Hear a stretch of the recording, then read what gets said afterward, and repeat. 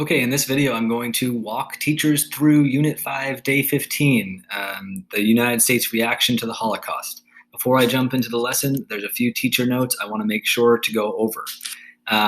This lesson is going to teach about hard history, and it's going to talk about the Holocaust, which is going to be very emotional and difficult to handle for some people.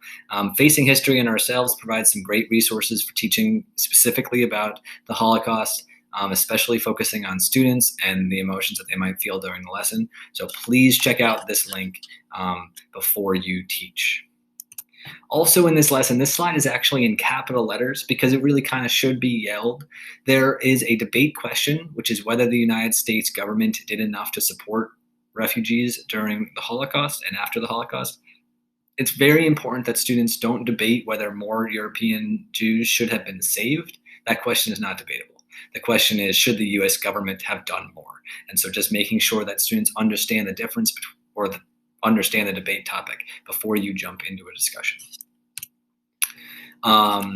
Also, there is a note here about how you might change this question a little bit in order to incorporate more current events or more events throughout history. So if you want to focus on refugee, United States being a refuge for people in general, you can adjust the lesson using this link here.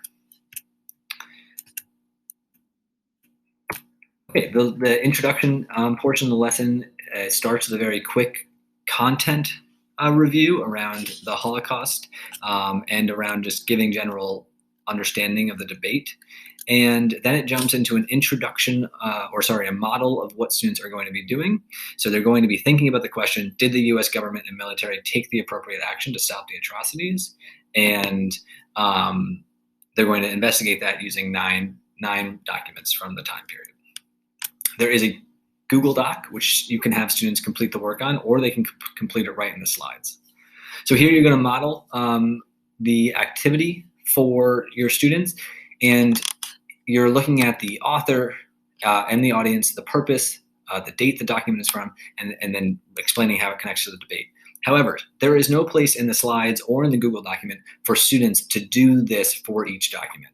If you want students to do this for each document, analyze or find the author, audience, purpose, date, and connection, then you should adjust your slides or adjust your Google document accordingly.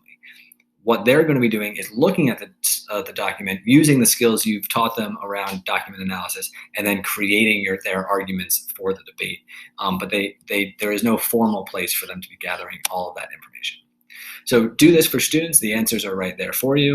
And the next thing is, this is the model of what they will be doing in the slides or the document. They will select which of these claims they want, if the government did enough or it did not do enough. And then they will explain what evidence supports their claim, where in the evidence they find it, and then they'll explain why it supports their claim. They're going to do that 3 times. So once you've done the model, students are going to now jump into the work on their own. They've got 9 documents. And for each document, they can again analyze these questions, but there is no place for them to write that unless you add it. And they'll just go through each of these documents on their own, looking for evidence to use in their debate. There are 9 documents. Some of them are sort of doubled up with pictures and text. And then they get to the end, in which they will be using the handout to find their supporting evidence. Or they can do it right here in the Google Slides. So again, students will pick the claim they want. So highlight did or did not, and then they will find the evidence from the documents to add to support their claim, and they'll do that 3 times. So 3 times.